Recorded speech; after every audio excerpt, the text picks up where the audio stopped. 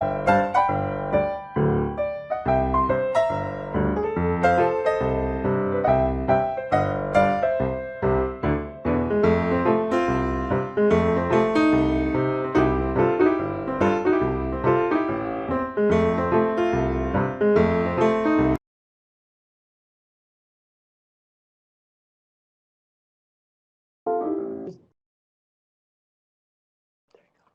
you go.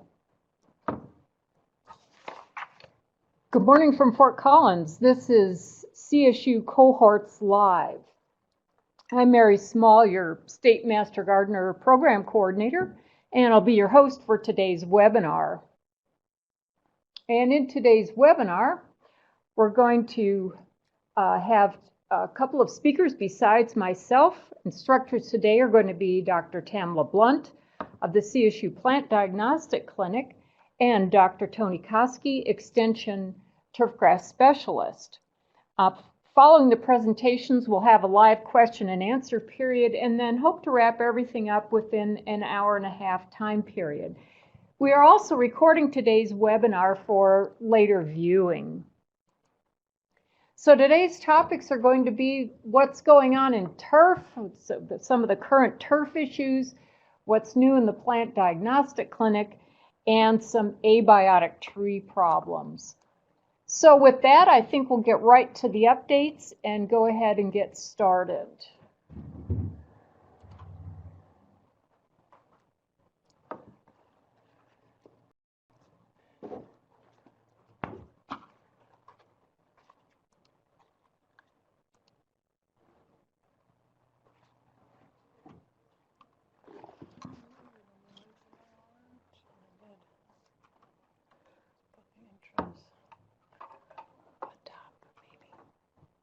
Those are both intro.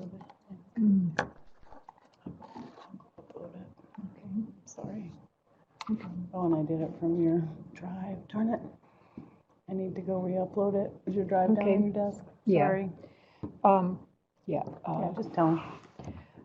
we're having a few technical difficulties here. Apparently the program that we uploaded first thing this morning, it did not appear. So if you will just hold on for a couple of moments, we are going to go ahead and get that reloaded.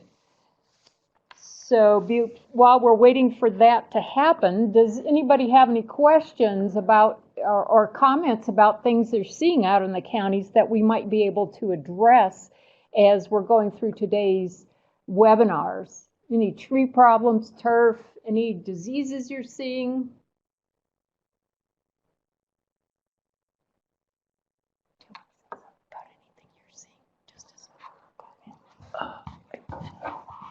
Okay, looks like we're getting a question from Denver. Cool.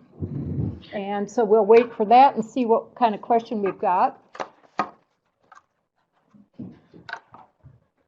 Something I've been noticing on a couple of trees in the area around my office building, I've been seeing some oak leaf blister appearing on a couple of different species of oaks. So it's getting to be that time of year when we'll be seeing a few moisture-related diseases appearing. So that was kind of exciting to see. Not that that's good to see diseases, but anyway, to know that they're out there and they're starting. Bark separation from some trees in large sections. Is there a special reason for that? Yes, Denver, and I have a picture of that. I will cover that and explain what's going on because it's becoming more and more noticeable as time has gone by. And that is actually from that polar vortex that we had in November of 2014. And so I'll show you a picture and talk a little bit about that more a little bit later in my session. And I'm going to go ahead and go first. All right. So what I wanted to do today was talk a little bit about abiotic problems. And there's a reason why I kind of chose this topic was because, first of all, there's a lot of construction that's happening on campus. And boy, has it been clear how construction either damages plants or sets them up to fail down the road. And then the second thing is I've been doing some revision of our CMG course on diagnosing tree disorders. And so these two activities just kind of brought everything to the forefront. So a lot of tree problems we know are soil and planting related. And it's true not just in Colorado, but nationwide as well. So here's a building not too far from my office, and I took a picture of the landscape as the crew was doing the final grading. And we know that soil compaction, compresses those soil particles together that we need for firm foundation for buildings and sidewalks and driveways and so on. But we know that it's not the same conditions that we need for planting. So here's the picture of the same approximate location of a few weeks later. I do want to tell you, you'll see a mulch pile on the left side of the screen there. Before that was brought in, there was a big pile of compost sitting there. And I was out of town when whatever was done with the compost was done. But the day before I left town, I was walking by this, because this is by my bus stop, and the compost had a manure-ish smell. And so that made me really nervous because remember, compost is supposed to have that earthy kind of smell, not necessarily a manure type smell. Anyway, I'm going to continue to watch this planting and see what happens over the next year or so. One thing that's really good about this situation is we saw how it was put together. Well, maybe you didn't, but you see through pictures how it was put together. So we know the soil was compacted before all these plants were put in the landscape. We know the compost smelled manure-ish. And we usually don't have this kind of information when we're diagnosing plant problems. So it'll be kind of interesting to see what the compaction and the salts from the manure will do to the plants. So kind of like a living laboratory just down the street. One other thing that I wanted to mention is that mulch beds under trees and shrubs is kind of a newer landscaping trend, and it's there, of course, to reduce the soil moisture losses, improve the trees and plants' root growth, but it also helps to reduce the effects of compaction from foot traffic. And I've already seen people walking across this mulched area. The problem is we started with compacted soil, so I'm not sure how much this is really going to reduce compaction. Here's a really nice example of what happens to trees that are growing for a period of time in those low oxygen soils. And a lot of homeowners want to fix this because they don't like hitting the surface roots, they want to trip over them and that sort of thing. And I'm sure you've had questions like I have through the years. Can I cut the roots off? Can I cover them over with soil? And unfortunately, neither of those questions gives a good solution. No, we don't want to cut the roots, and no, we don't want to put soil over the roots. One of the things I think that's really good about this situation is that they have removed the grass from that area, and now it would be great to come back in with some type of a bark mulch to cover over that soil surface, and that will help the roots and, of course, improve the appearance of the landscape.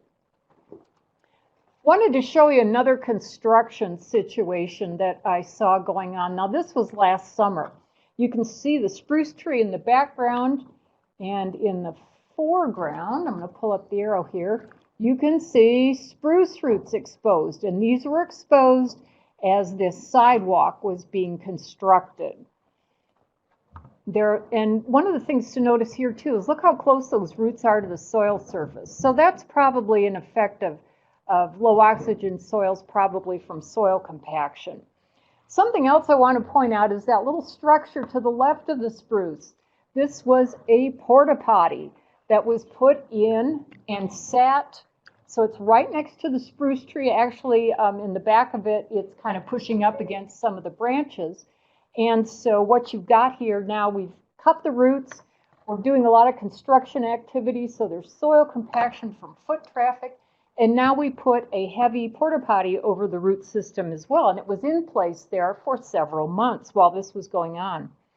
So during construction, it's really important to identify what's known as the tree protection zone, and that's that rooting area that has a direct influence on tree health. And within that area, we're not supposed to be doing any stockpiling of materials or parking or anything like that. The tree protection zone is often defined as the drip line of the tree, although that usually on older trees is not enough area. Often it can be 40% bigger than that on more mature trees. So if we use that drip line definition, technically the roots were cut outside of the tree protection zone, and technically the porta potty was installed just about outside of the tree protection zone.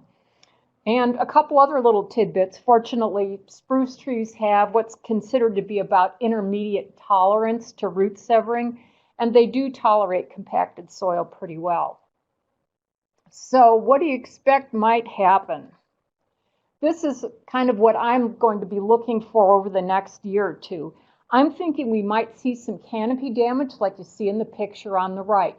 This spiraling injury, remember that conifers have spiraling root systems, and so what you see in the picture is very typical of root system damage to spruce trees. Okay, so I'm going to be watching it, and I'll show you pictures as we go along through the next year or so of that damage. But when you see that, think about root injury. So does this scenario look familiar? Here's some more construction, and the construction workers have attempted to block off that tree protection zone. Do you think they were very successful? Okay, they're not at the drip line at a minimum. Space was limited here. Okay, so sometimes you have to do the best you can. And again, it'll be interesting to watch this tree.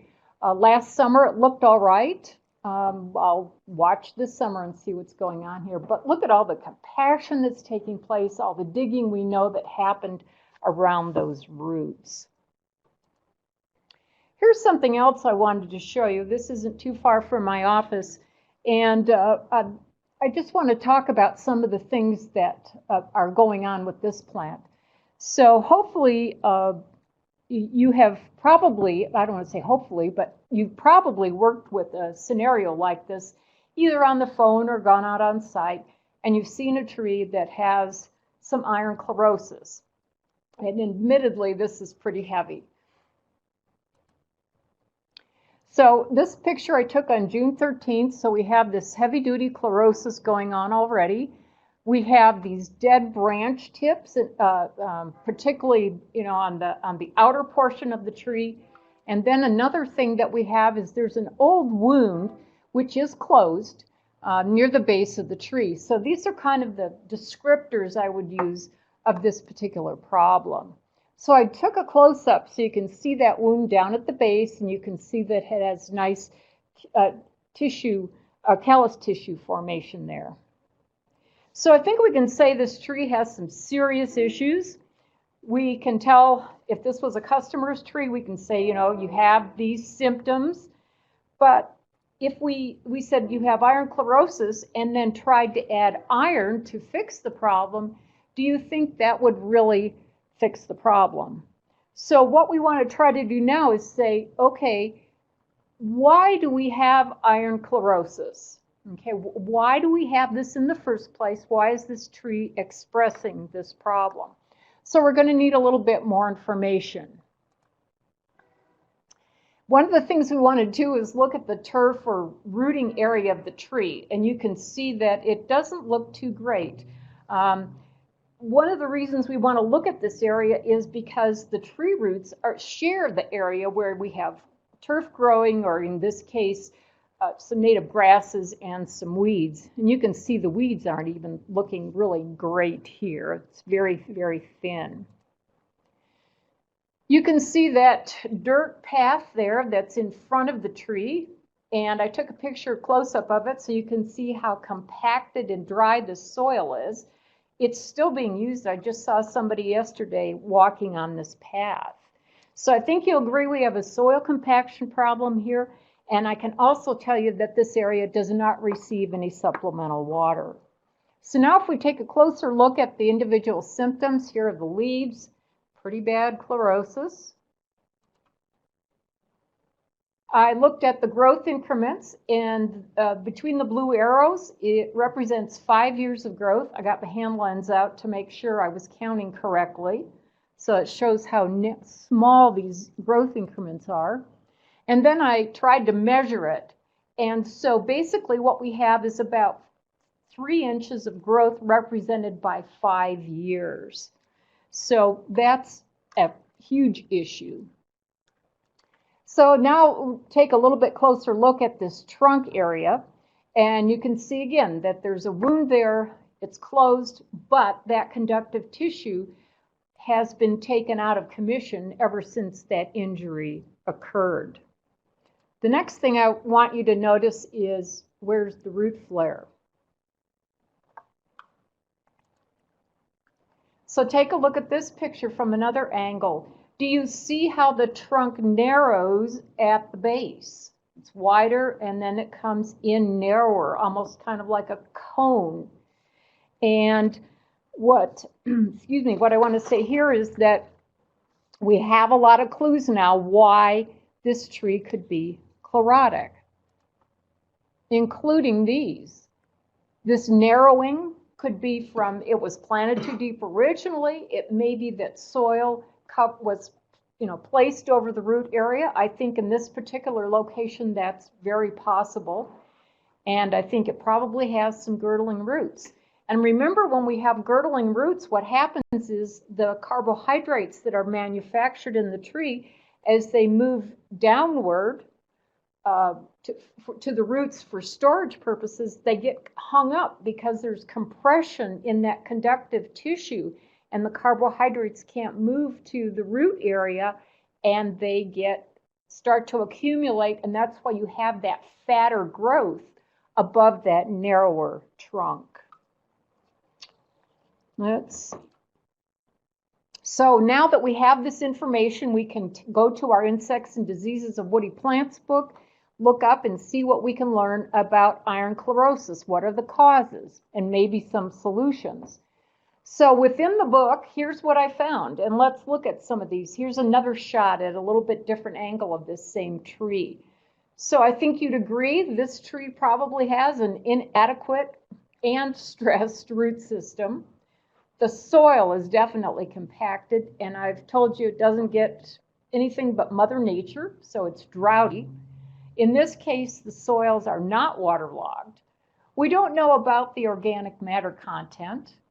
We don't know about the soil salts content, although it's a good bet that some of that snow that accumulates in the parking lot gets shoveled over onto the area where the root system might be, and there may be some salt in there for melting ice that accumulates in that parking lot. And another little tidbit out of the book, extremely helpful, too late for this tree. Avoid planting trees subject to iron chlorosis, including silver maple, which is what this tree is. So, whoops, before I go to this one, let me back up a second. So, in terms of what I would tell the customer here, I would probably, if this was in a yard and I was working with someone on this, I would say they probably need to contact an arborist. You know, it's not a healthy tree. There's a lot of dead wood, which could be a hazard. And even if you talk to the customer and they're willing to core-aerate the soil and water properly and blah, blah, blah, I don't really think this tree could be rescued because of that situation surrounding the lower trunk, where I think there's probably a girdling root. Have to do some excavation to get to that. And here's a picture that I took out of the bus as I was driving by these, and these are some elm trees. And I put this on here because this is one of those kinds of questions I hate to get. I don't know about you, but you get the caller that says, 3 trees are looking okay or decent and 1 is looking awful, and so then you have to try to figure out, why does the one look awful and the others look okay? Now, I should tell you that this is in late summer. This was probably toward the end of August when I took this picture. Now, the leaves are dropping prematurely. You know, we wouldn't expect this to happen until a little bit later in the season. So something to think about is, why are these trees turning color and dropping prematurely? And usually the answer is stress. And particularly in the summer, you see what happens when the temperatures warm up, it gets hot, and the tree is unable to keep up with the water loss through transpiration. So those extra or unnecessary leaves are shed to balance that water uptake with the water loss. It could be the one on the right was particularly stressed, or it could even be genetics. It comes from a more northern location where it would be more genetically programmed to shed its leaves earlier than the others. Well, it took me a while to go over and take a closer peek at what was going on. So it was the following spring, and look what I found. So I don't know when the curb and gutter and roads were put in relative to the age of the trees, but I suspect some roots were severed along the way, so that didn't help the health of the trees. And then I took a picture of the base of the closest tree, of the worst tree, excuse me. Do you see something that looks familiar again? We're looking at a wider trunk going down to a narrower trunk. And that left side looks pretty flattened to me, which is often a symptom of a girdling root. So here we are again. Was soil piled around the tree during the construction process? Was the tree planted and developed a girdling root? There's something like that going on. I also took a picture here of the turf in this area, and you can see how thin and sparse it is. Do you remember the tree roots and the turf roots are going to share that same soil? So there are some big issues going on.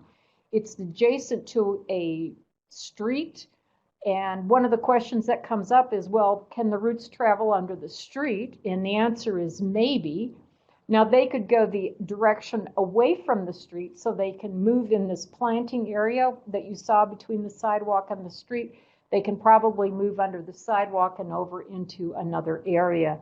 But I think you can begin to see why you have this situation occurring the way it is. I'm amazed they're still standing. So back to the beginning, so when you see one tree that's having a problem or more of a problem than other trees, you can probably relate it back to the fact that that particular tree, it's something very specific to that tree that's causing the problem. And then the final thing that I wanted to show you. Question. Oh, okay. Oh, thank you. Can you cut girdling roots to fix the problem? The answer is, it depends. Okay, if the girdling roots are just kind of, it's fairly new in the girdling root's life, so they're not embedded, they're pushing on it, but are not embedded in the trunk, then you can. But if they are actually embedded in the trunk, you cannot do that and be successful. What that does is it makes kind of a hole, if you will, in the tree, and then you have a problem with the supporting system of the tree. So you're probably, if you remove that girdling root, you're creating a hazard tree most likely. So then I just wanted to show you, here's a picture I took in my neighborhood just a few weeks ago of a calorie pear that I've been keeping my eye on, and it has continued to show this, what looks like bark falling off, or bark almost like it exploded off the tree there.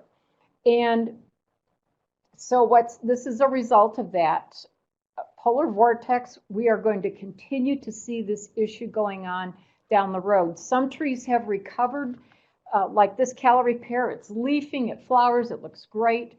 So it's, I would say, recovering from that injury, or at least, you know, here now a few years later. There are some trees where that polar vortex killed so much tissue that you have a lot of dead branches and so on. So with that, I will close my presentation. And who is up next? Who do we? We'll put Tamla up next. And Tamla will be talking to us about Same things. some of the same things that I just covered there, but we will take a look from a different perspective anyway and see what we've got going.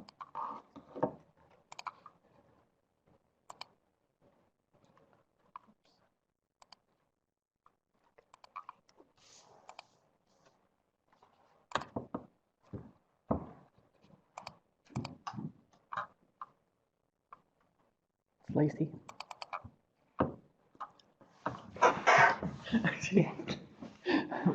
It's way down there. Okay, sorry for the delay. I didn't get it over here to. You can tell that my life lives on this disc.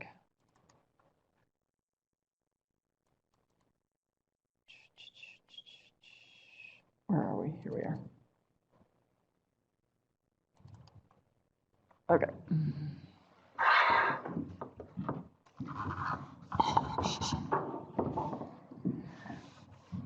I don't know. Can you guys hear me okay?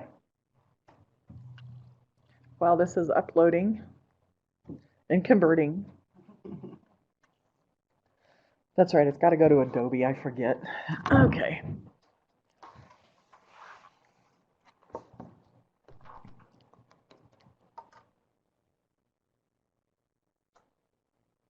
Okay, so this is my Plant Diagnostic Clinic update. I know it says last week, but I kind of updated it a little bit this morning to add a couple of sections on here. So let's see, ash trees. Still, EAB is only confirmed in Boulder County, but for everybody else, we're seeing the usual. We've got lilac ash borer. Right here, you can see the pupal skin coming out of the ash tree, just hanging there after the adults have emerged. This is either lilac ash borer over here or carpenter worm. I'm not really sure. They both do the same types of damage. They go way deep into the wood, and they're not really there so much. We're still seeing flat-headed apple tree borer, which can often be confused with emerald ash borer, but it's not. And then we also are seeing ash bark beetle damage and red-headed ash borer. This is damage from the flat-headed apple tree borer underneath the bark. So you can see that. There's also just a fun picture in here. This is a catkin gall mite on a cottonwood that I took, and actually Susan might recognize this one because this was in the park over in Grand Junction. So just kind of a fun picture to look at. Kind of, if you notice something like that, it's not going to damage the tree. It's an aesthetic problem. So there's nothing really to worry about. What we're seeing right now, I'm getting a lot of samples into the clinic that have scale and adelgids. We're seeing pine needle scale and striped pine and tortoise scale. Also seeing some adelgid activity, the aphids on some pines and spruce. So I think a lot of this has to do with the warm winter that we had, and it was fairly dry, and so populations are just exploding with all of this stuff. I got a sample in yesterday that had the striped pine scale on it and just covered in honeydew and sooty mold. So just a reminder that these insects do feed on the phloem. They produce honeydew, which is their frass, and it's really sticky. And then you get a lot of the aerial-borne fungi just kind of floating around that land on that honeydew and feed on it. And it's not pathogenic, but it can turn the trees black, and people get freaked out because they're like, oh my God, something's eating my tree. And no, it's not. It's just sooty mold. They can treat their trees with, for the scale insects. The sample I got yesterday had the crawlers moving about on the needles, so there is a possibility that they could spray it, just depending on how large the tree is. If the tree is really tall, like 20 to 30 feet, spraying is probably going to be cost prohibitive. So that might be something to consider as far as looking at different things that are, different options for treatment. Weather-related problems, Mary kind of covered this with abiotic issues, and we are still seeing residual from the polar vortex. There are also, from the storm that we had in May, might be seeing some cankers moving in because of improper pruning, perhaps, or maybe trees not being pruned at all. I'm still driving around seeing trees where the branches are just kind of hanging off the top, and they're like, ah. So, of course, you guys can't see me do that. So, anyway, trying to inject some humor in here. Blah. Okay. Anyway, so these are things that we're seeing. We're still also seeing wind and winter desiccation on pines. And the way to look at this one is hopefully you're going to see a sample that has more than the current year's growth on it, because what we're seeing is the wind and winter desiccation on the second and third year needles, especially on the ponderosas and Austrian pines. And so it's pretty noticeable on the tree though, because the needles are turning brown from the tip back and they're getting about halfway down the needles, but it's pretty evenly distributed around the whorl of those needles. And so, but people still don't recognize that that's not a disease, it's an abiotic issue. And our pines don't often keep their needles for very long. So basically what they're doing is their 3-year-old needles is they're just getting rid of them because they don't want to support them. You know, they've been under stress. It's, you know, winter water, they don't have any, or the wind has just totally wiped out the needles. And this year we did have a lot of wind during the winter, especially up in the high country. So if you guys are, you know, up at a higher elevation, you may have seen some wind damage this year. We also had some hail come around, specifically, I think, for the Front Range. So we might see an increase in some problems like fire blight going on with that. Tony's going to talk about lawns, so I won't mention that too much, but we are seeing Ascochyta. I just got a sample of melting out in the clinic, mite damage. So, but Tony will talk about that more in depth on the lawn stuff that's coming in. Cultural issues, again, Mary mentioned the improper planting techniques and things like this. And this is a sample that I got in the clinic right here. And the question to me was, I planted all 3 of these trees at the same time. How come this one looks like this and the other 2 look fine? So this begs a lot of questions from the homeowner. And trying to figure out what's going on. They look all relatively the same size. They're all doing okay. Maybe one got more water than the other. And it eventually turned out that the homeowner actually went out and pulled the mulch away from the base of the tree, started digging around there, and found that there was twine still around the trunk of the tree, and that was causing the collapse of the vascular system. So there was no water getting up. And he actually looked around these other trees out here, and they still had twine, but were not as severely affected as this one. So he was able to pull the twine away, and hopefully these 2 will survive, but he ended up taking this tree out. You know, a series of emails going back and forth and talking and figuring things out. So again, you know, planting issues, depending on who planted the tree, how deep they planted, did they take the twine off, did they take the ball or the, you know, basket down, or, you know, cut the basket sort of thing. Those are all things to ask about, especially when you see something that looks like this, where they're saying, you know, I have 3 trees all planted at the same time and only this one is affected. What's happening? So this is, you know, again, just a lot of questions. So if you think back to your diagnostics, you know, training and asking a lot of questions and trying to get as much information as possible, that's the best way to try to figure out some of these things. We also had a cold snap the last week of April that came through, so we're seeing some residual frost damage on the leaves that were just starting to come out on trees. So you might see like leaves that are like half black. That's probably the result of that frost damage, and those leaves will probably be okay. They may push out some new ones, but we're seeing some of that come through. And Mary mentioned the residual from polar vortex, and I think we are seeing a lot of that. I've heard reports that there's crab apples that are crashing because of that polar vortex that came through, and they've limped along for the last couple of years, and finally they've just like said, I'm done, you know, and they're just giving up the ghost. And so I think we're going to continue to see damage from that. So probably maybe even for the next couple of years. They say that, you know, these things can have lasting effects, or we can still see things for like 5 years or so. So those are all things to consider. So if you're in an area that got that polar vortex, that could be something to think about when you are working with your clients. So let's see, what's up next?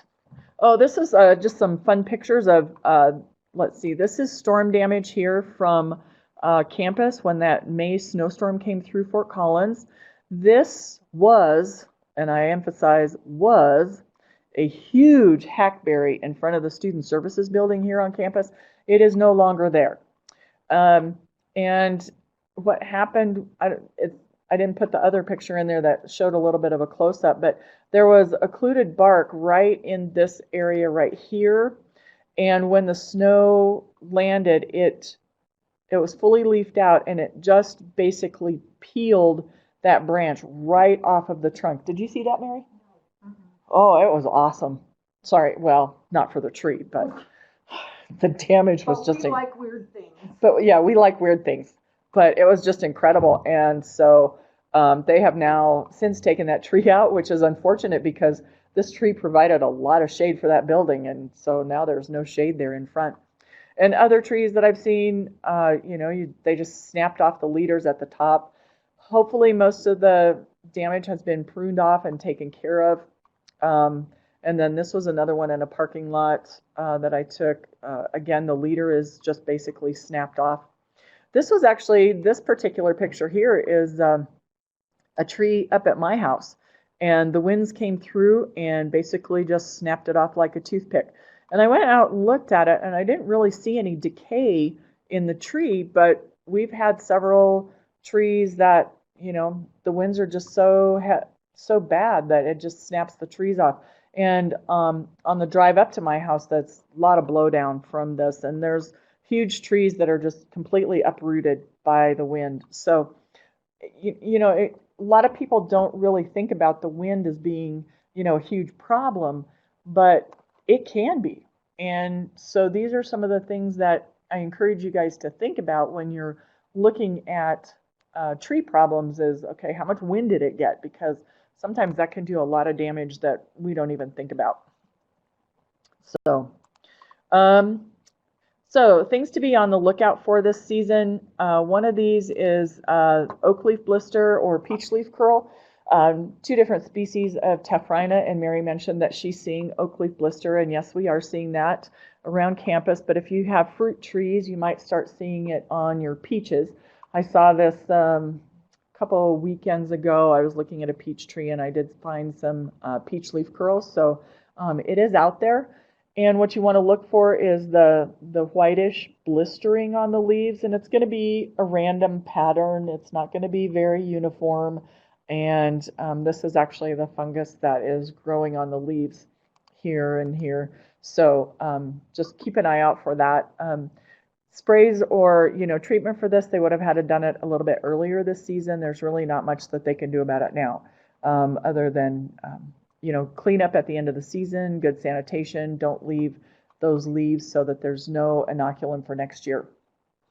But because we had moisture in May, this is going to, this can actually encourage a lot of our different pathogens when we get those moistures that come through in May and first part of June, so to speak. Anthracnose is another one and it can actually look kind of similar to oak leaf blister. So this is where you kind of have to look at the spores underneath the microscope, but not necessarily a treatment for this. You can do protectant fungicides, but once the tree is infected, again, nothing that they can do other than clean up the leaves at the end of the season. However, since, a lot of times this affects oaks, they don't drop their leaves until next spring when the new leaves start pushing out. So it's kind of hard to clean up those older leaves that are infected, but, encourage your clients to try and do that. Apple scab is another one that is water driven as well. And so we may see some of this especially if you, crab apples and things like that in landscapes. So they may see some of this, let me just do my arrow here. You may see some of these black spots on the leaves. These are kind of a diffuse margin. They're not a real distinct margin around the spots. And so these are you know, they kind of have that feathery margin around the lesions on the leaves. And so an older infection would look like this. This is what it looks like on the fruit. So just kind of keep an eye on that. And again, you know, probably not much they can do to control that now or to manage it, but good sanitation at the end of the season. Fire blight again. I got some pictures this morning from, I had a phone call asking about fire blight, and I didn't get a sample, so I asked for pictures, and they sent it to me. And yes, I'm seeing this shepherd's cricking on the branches, so I'm going to say, yeah, it's probably fire blight. Pruning this time of year is going to be really a challenge because you have to go so far back into the tree to prune that it might be best to wait until the trees go dormant. And sometimes you might see trees that look like this, where you have these, what they call strikes on the trees, and so it's really noticeable. You might also see cankers on the stem that look like this, going up and down the stem that need to be cut out. And you might see, you know, early infections where the leaves are just starting to wilt and the blossoms have already died. So that might something to look out for when you're doing that. Pinewood nematode is, what is that? I don't know. Somebody trying to call in? Oh. Anyway, pinewood nematode is another big question that we're getting a lot of. I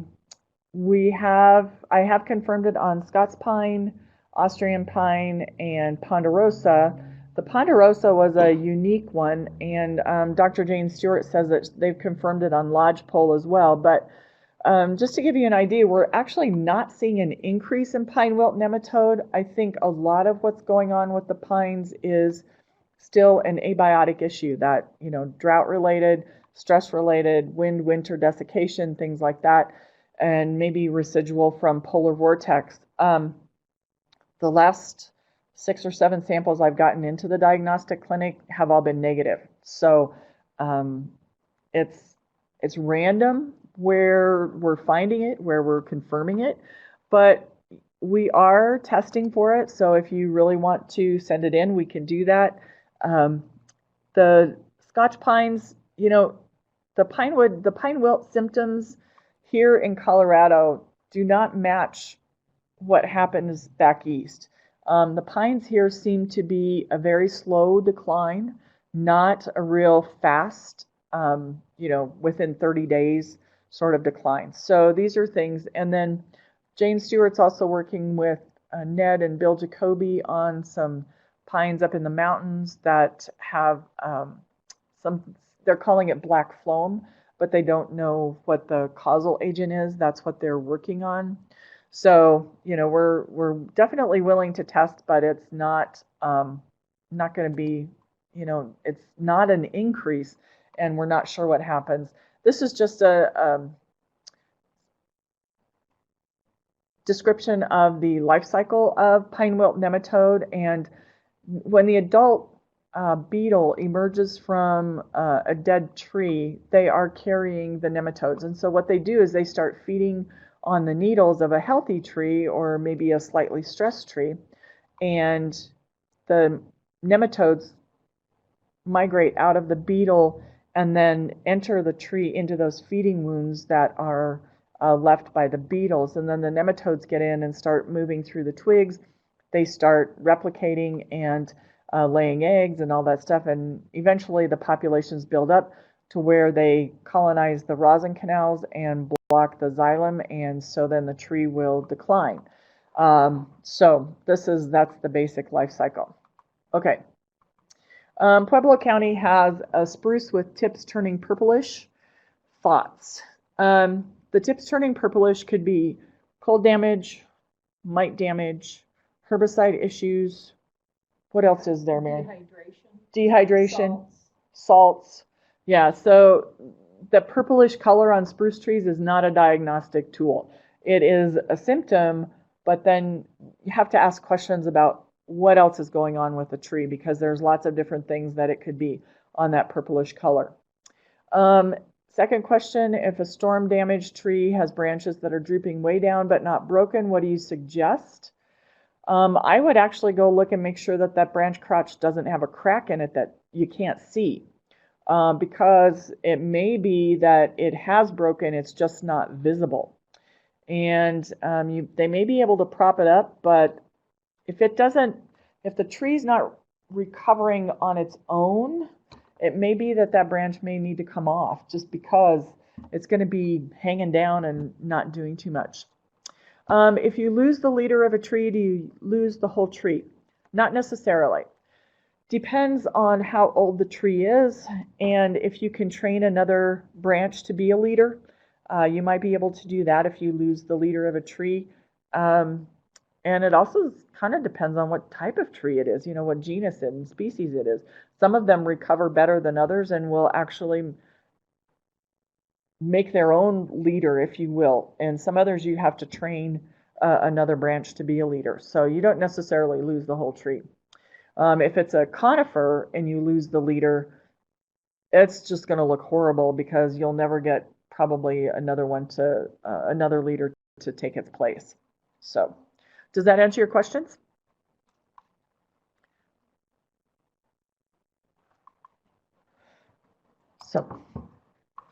So pine wilt signs, blue stain fungi is not necessarily diagnostic. But if you do have clients that want to send in a sample, we're recommending a 12 to 16 inch length of branch that's at least 2 inches in diameter from the trunk of the tree out towards the tip. Needles are not, we can't test needles because the nematodes have migrated into the branches. So we actually need the branch tissue in order to diagnose that.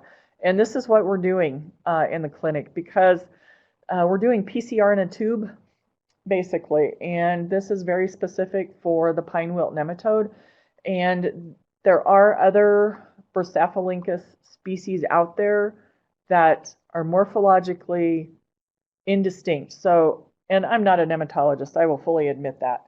And I can't tell the difference between Mucronatus and Xylophilus, which is the pine wilt nematode. So the lamp test, this PCR in a tube, is much better. So if we get a test result that looks like this is the positive control right here. If it looks green, then it's positive. If it doesn't, then it's negative. And this, like I say, the last 7 that I've tested, I've used this procedure and they've all been negative. So not Bursaphilincus xylophilus. Okay, I think that's my last slide. Yes, must be because it's not moving anywhere. So, all right, I'm not sure how to stop this, but you guys have any questions? Sorry, Rudy. And while we're waiting for questions to come in, we'll go ahead and turn this over to Tony Koski, and he will give us the latest scoop on turfgrass issues.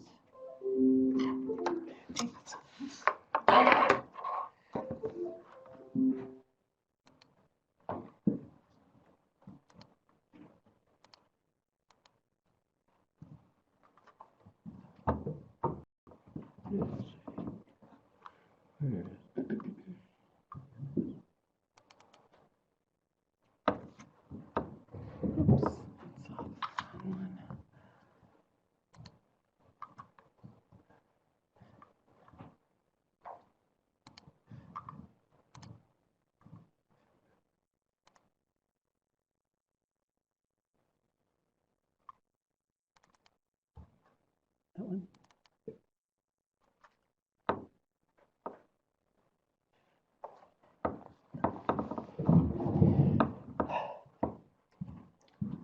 So as we're waiting for this to upload, be thinking of questions you might have or things that you've observed in the landscape so that you can ask questions for the 3 of us after Tony's done speaking.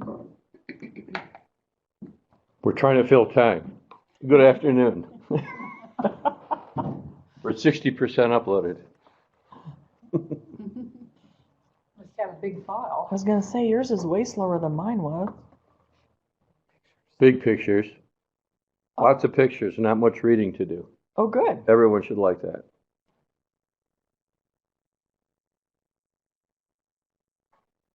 Is it dry where you're at? You can say yes or no. Or say nothing. It's dry.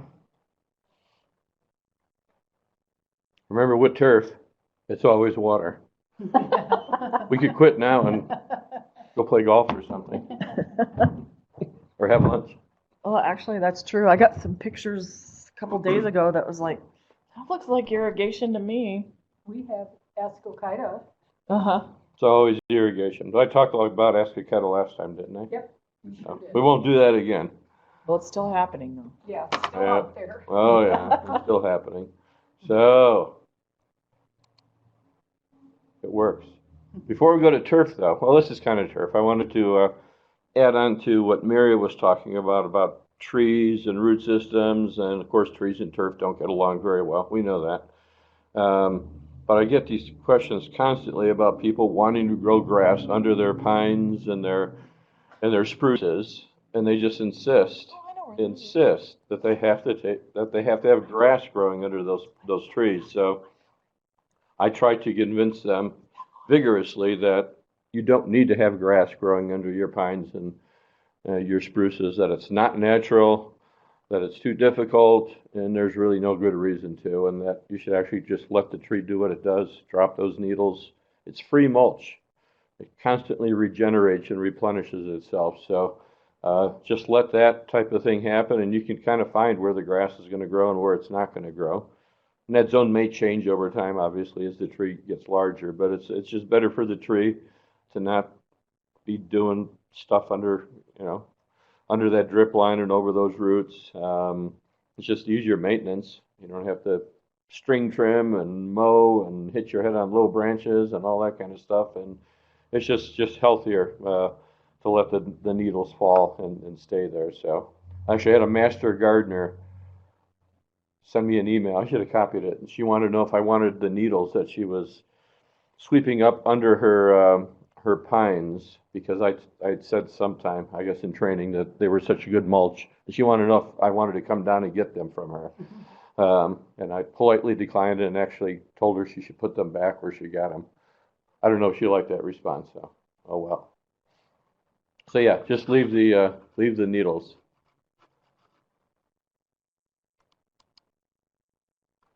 Okay, I took these pictures just a couple hours ago because, yeah, there's all kinds of drought and mayhem going around in lawns. And again, it's always water related. And whenever we try to tell people that it's something to do with their sprinkler system, they always insist that I'm crazy. So I took this picture, and there's all kinds of bad stuff going on here. So there's obviously a couple bad heads here. This one is crooked and it's broken. So it's not, there wasn't even water coming out of the nozzle. So the fact that it was crooked really wasn't the main problem. This one is too deep. And this one, there's not even any water coming out of it. So it's no surprise at the end of this, and I call this a stupid turf area, is totally brown because you got three heads that are not functioning properly, and this one probably has got bad pressure too. So that whole end of that turf area was not looking very good. Totally irrigation related. The thing is that most people don't look at their irrigation systems when they're running, and so they think because they're coming on 5 days a week or every other day, and they're going for hours, and their water bill is sky high, that they're watering enough. And it's always water. It always is. So just some close-ups of those heads, and it's just a mess. Okay, but a very common sight. Here's another one. They were wondering why their lawn was doing so poorly, and whoops. Uh-oh. Good thing that Ruth is here. Wow. Uh-oh. Oh, there we go. So they were wondering why their lawn was doing so poorly, and we're good, right?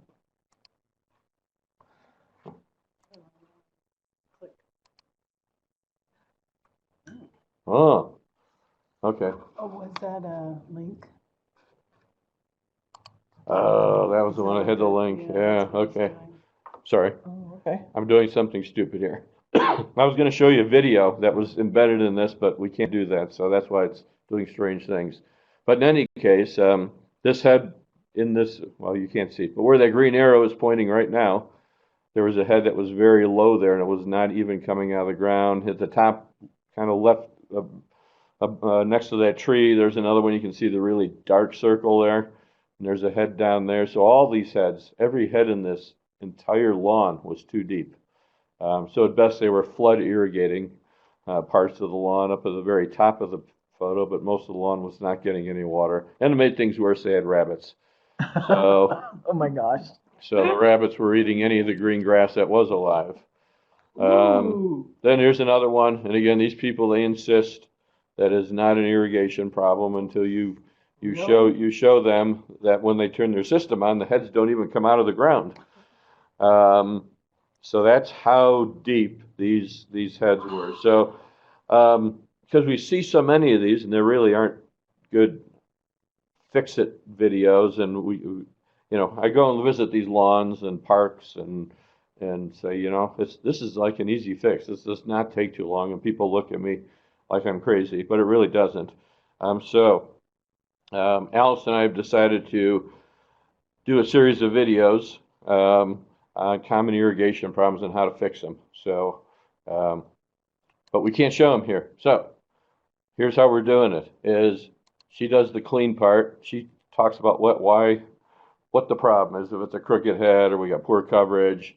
And that's why I look so grumpy, is because I'm on the wrong end of the shovel, and I actually do the digging. And so actually we found a very bad head at Twilight Garden Series last night in the trial gardens here at the university. We have plenty of bad irrigation at the university. So the video I was going to show you was how to raise a sunken irrigation head. And really it takes about really 10 minutes. It's the easiest thing in the world to do, but people are intimidated, or they just don't know they can do it themselves. So we're going to be developing these videos, and I'm not sure where we're going to put them, but we'll put them somewhere so that you can send people to these. And I'll try to look more cheerful the next time I'm doing that video. So maybe if I had a beer in my hand, I'd be more cheerful. But yeah, we got all kinds of ascochyta, and again, this is an irrigation problem where up here, this head is actually this head is broken off underground, and so it flood irrigates, and then the water kind of runs this way, but the pressure is so bad that a lot of the heads don't have enough pressure to operate. So it's a very weird, it goes from totally soggy here to bone dry over here, just a few feet away. So that's very typical, but it does recover fairly quickly when we do get some rain. So that's the good thing, and I talked about this at the last one, that even as bad as it looks, it recovers fairly quickly. And this is about 10 days after a pretty good rain. And then this is just even about another week after that. So really in about 3 weeks, it went from absolutely horrible to pretty good. The problem is they did not repair this head. So the next, I anticipate, with as dry as it's been, we'll go back into a cycle of that drought stress and ascochyta. So you do have to repair the broken irrigation system. Here's kind of a neat thing that I've been doing with the lawns and irrigation problems, is I use an infrared camera to take pictures of the lawns, and when turf gets drought stressed or when it gets diseased, either way, it gets a temperature basically. So an infrared camera where you take a photo, and you can do this just with your smartphone. It shows where the temperature is elevated. And actually this box up here, which is facing west in the afternoon, and it's a transformer, so it's hot already. You can see how hot. So the whiter it is, so white hot, it's very hot. And so this turf is very hot. The green turf down here has got kind of that cool blue kind of a color. So then here's an athletic field. These are all drought stressed areas because of a poor sprinkler coverage. So when you see very regular spacing of drought, but it's kind of cool because it shows up as these really super hot areas on that field. So if you want to get one of these, if you like gadgets and you want to spend $250 for the gadget, you can get one of these and put it on your phone. And if anything, it's fun to take to parties. And you can take pictures of people. So I always tell you can pick out the hot guy and the hot girl in the crowd by taking a picture of them. So, But actually, home energy people, they use these and they'll take a picture of your home just from the street. And any time of the day, you can do this at night, right in the middle of the day, wherever, and it shows where heat is leaking out of your house. So, you can use these for a lot of different purposes. Another picture, I just took this one this morning as I was driving around Fort Collins. And so here's an irrigation head that is not turning. So if we could turn this thing on, it's just spraying in this direction. And so this whole area around that head is not getting water. So yeah, you could find all kinds of probably disease and stuff in there, but really the problem is the irrigation system. And you can see this head up here is probably a little bit low. So all kinds of bad stuff happening irrigation-wise there. The problem, though, and this is that very same lawn, is when the turf gets drought stressed, then the weeds go nuts. So this is Canada thistle, deep root system. Doesn't care if that lawn is ever getting watered again. It's going to be happier if it doesn't. Same thing with this bindweed. So this is all in that same lawn, and especially in those areas where the irrigation coverage is basically non-existent. And so here's the problem is then they want those weeds sprayed. They go out and they spray the weeds. Does that solve the problem? It doesn't. So you have to correct the irrigation problem in order to really prevent those weeds in the future. Speaking of weeds, I wanted to talk about this because I get a lot of calls from people. They're confused by this, and I can understand why.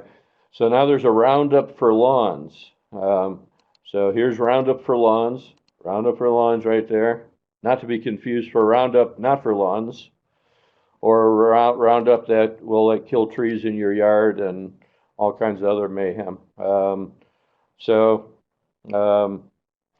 What's special about Roundup for lawns? And I think the naming is unfortunate because this is really a very good weed control product, and it's a selective weed control product from Monsanto. Well, here's the one you don't want to put on your lawn.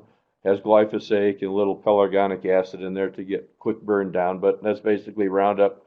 Going to kill everything, grass and weeds. But here's the Roundup for lawns, and this has got really good stuff in it. So it's got MCPP or MCPA for broadleaf weeds. It's got quinclorac for crabgrass, so that's why it takes the crabgrass out.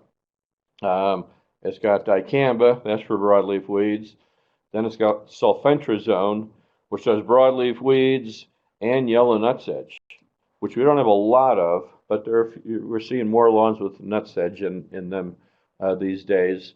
So this is really an amazingly good product that the homeowners can get. This is as good as anything that a commercial lawn care company could use for weed control. Probably the most broad spectrum do-it-yourself product you can get on the market. So it's a great product with an unfortunate name because I think it's going to confuse people and they're going to end up using Roundup in the wrong places. So this can only be used in lawns, but we'll often recommend people use Roundup in their gravel and their mulch beds for weeds growing in those areas. This is not labeled for those areas, and vice versa. If people buy all these different Roundups and they confuse what they have in their garage, they're going to do like maybe what this person did. And it doesn't come out real well. And actually, I won't give his name, but he's a faculty member in our department. And I went to look at his lawn, and he had sprayed all of his weeds, spot sprayed, to his credit, with Roundup, though. So he had brown spots all over his lawn, not realizing that what he was spraying was non-selective. So relatively smart people, if you consider faculty relatively smart, are confused by this. I think the general public will as well. So the Roundup for lawns, great stuff. Just got to be used in the right place. Here's another thing from Roundup. So this is, I call it Roundup deodorant. So this is a product they call Roundup Gel.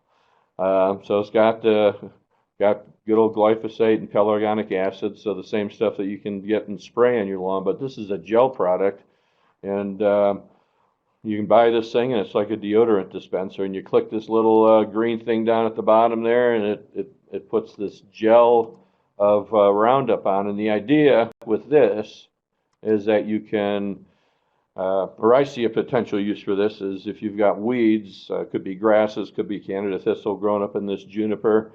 You can pull that stuff, but you know it's going to be back because you're not getting the roots. And who's going to reach their arm down into that juniper and try to get the roots of that thistle? So the idea with this Roundup is to spread it on the leaves. And here you can kind of see the shininess here.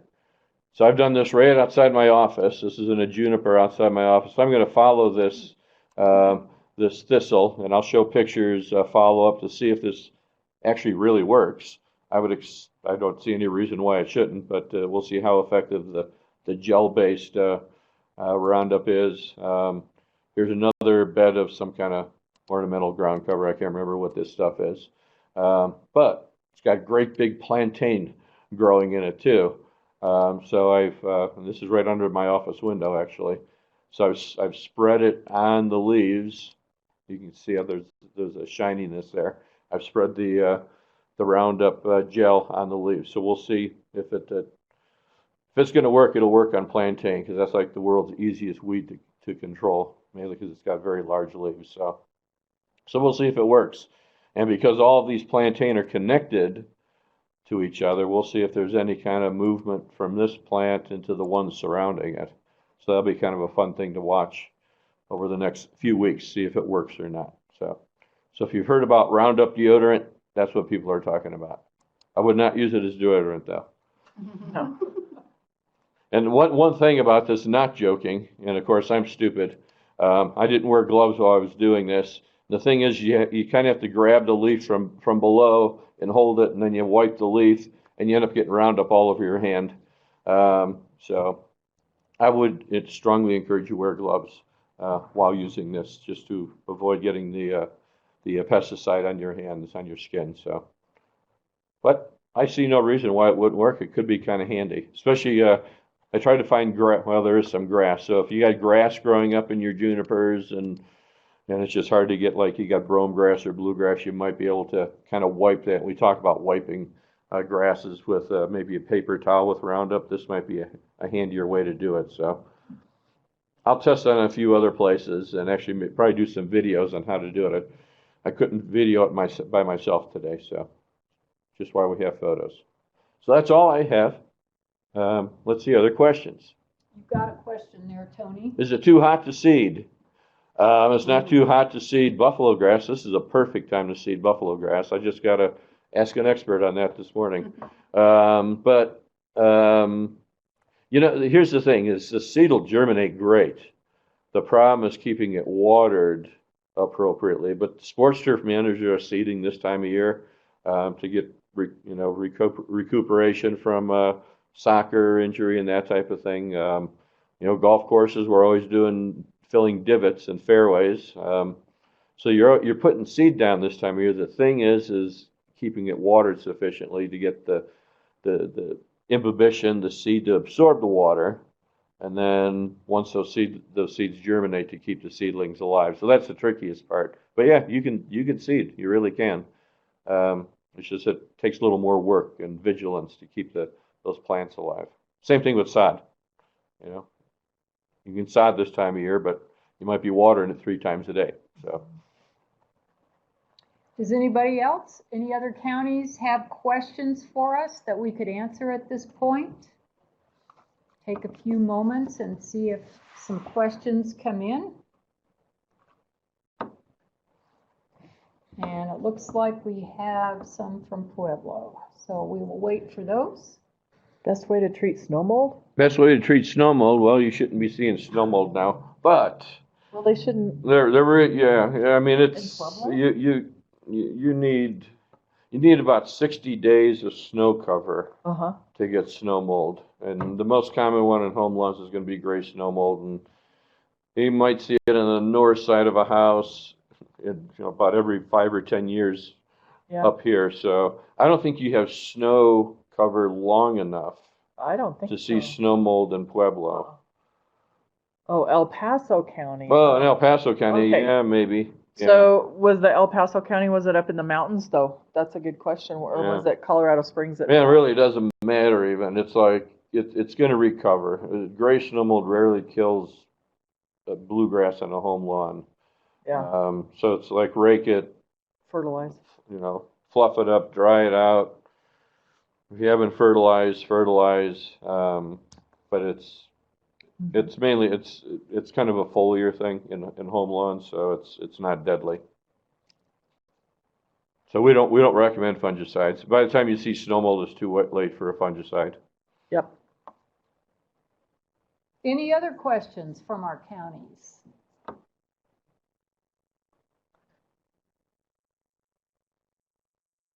All right, well, we will wrap up today's CSU Cohorts Live. We have one more coming up in July, and we will see you then. So thank you for your attention, and we'll see you